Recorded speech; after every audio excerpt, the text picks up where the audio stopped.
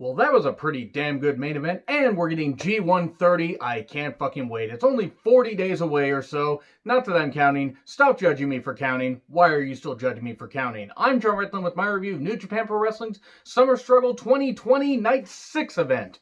And it's the Never Openweight 6-man semifinals. I gotta be honest, until the main event, the show is just kind of there, but the main event really did save it. There was some good storytelling in it, but I'm going to talk a bit about the G1 after, once we get to the intermission portion. So, yes, we have Yuya Uemura and Taiji Ishimori.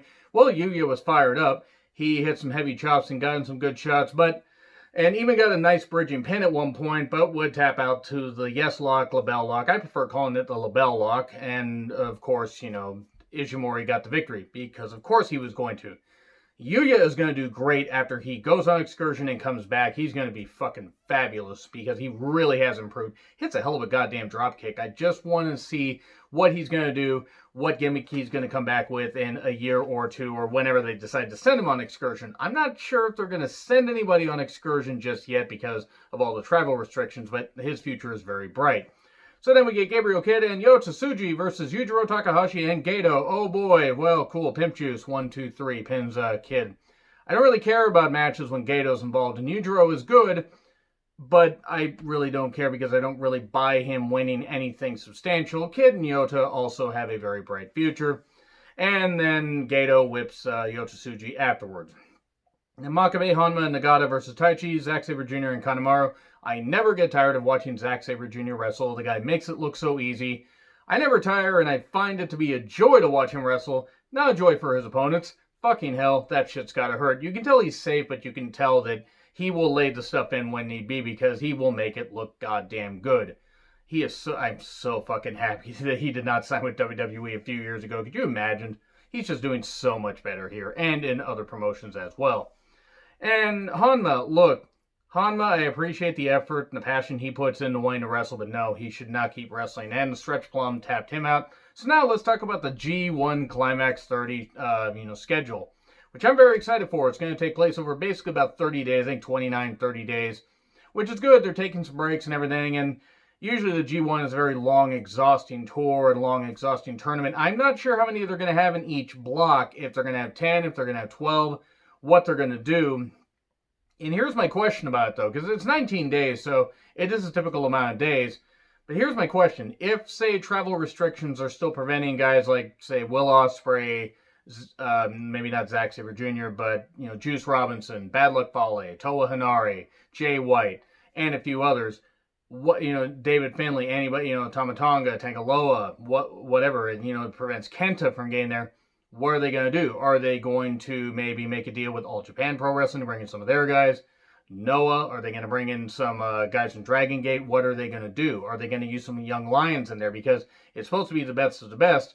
And if you have young lions in there, then it's pretty much just guaranteed they're going to lose. So I'm really, really curious what they're going to do. It's going to be very interesting. So I'd love to know what you guys have to say in the comments. But they start off with 2 days in Osaka. That's the September 19th and 20th. And I do also want to clarify, I will be reviewing as many of these live. I will forego sleep as often as I can to bring these reviews to you guys, as long as I don't work too early on that particular day. If I do, if any of these fall on a Monday, those reviews may be up in the afternoon because I, tend to work early a few days out of the week.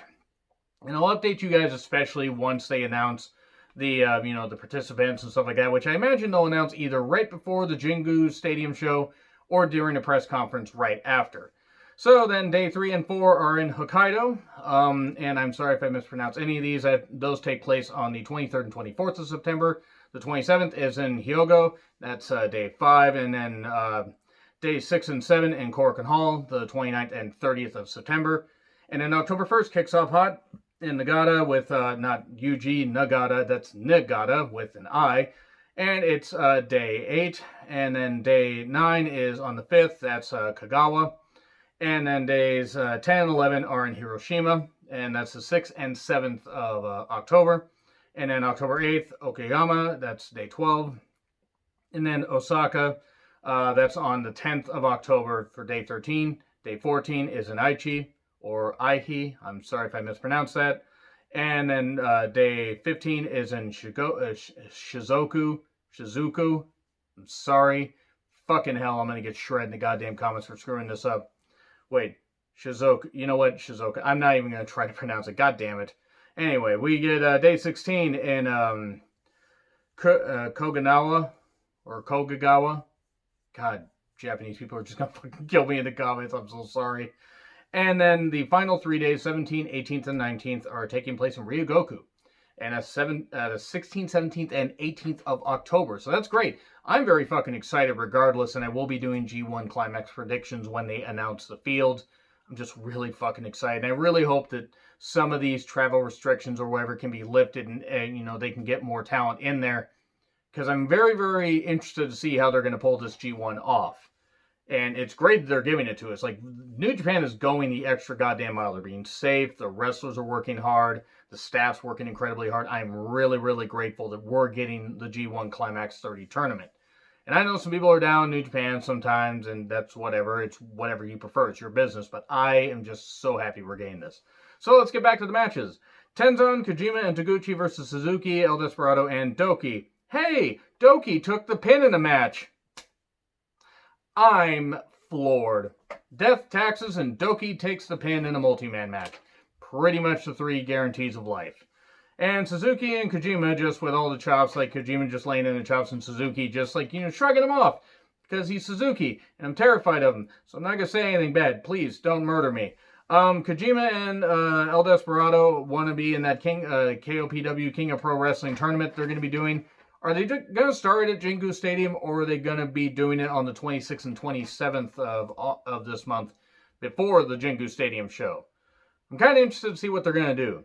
What I wasn't that interested in was the end result of, you know, the next match, which was Shingo, Sonata, and Bushi versus Yano, Sho, and Okada. Well, I take that back. It's a never openweight 6-man semifinal. I'm all for Sonata and Sho having a program. Shingo versus Okada. Yes, please. Yano ends up tying Ibushi's mask to the barricade with a little bit of the count left. Ibushi cannot get freed.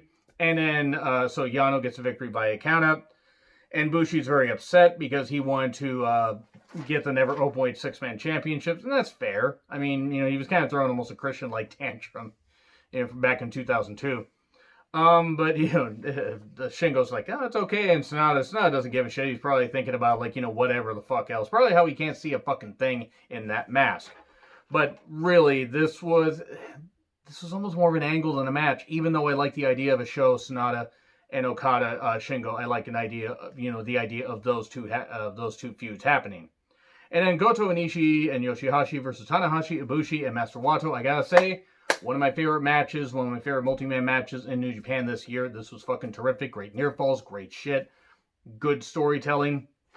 Could Tanahashi's knees stand up? Would Ibushi, you know, stand by the ace, or would he actually finally snap? Even though it seems like he's standing by him, like, I still think we're getting that Jingu Stadium. Maybe we're getting it tomorrow. I have no goddamn idea. Also, yeah, I'm not reviewing this with the finals because I decided I wanted to talk about the G1 so badly. That's why I'm doing this review here. Ibushi and Ishii with some strikes and some heavy kicks, and fucking Christ. Why does Ishii, how is Ishii walking, and why does Ibushi hate his own neck? These are the questions that I wonder about. Goto and Tanahashi, high fly flow misses, ouch, ouch, and again, ouch. Yoshihashi and Master Wato, we have weird trap pin. I don't even know what the hell you call that, but Master Wato got, you know, a 2 count. And then eventually Karma pins Master Wato 1, 2, 3. Very good series of near falls and reversals. Some great moves here, some great storytelling. I really enjoyed this one. And then it seems Ishii was all fired up because he was pushing Tanahashi and then chopping Ibushi. So yeah, Ibushi, I think it's no doubt that we're getting those 3 in the G1 and Goto as well. But anyway, I enjoyed the show as far as the main event, and it's cool that the G1 is coming back. So let me know what you guys think in the comments. Like, share, subscribe, Twitter handle in the description. I'm John Ritland. I'll see you soon.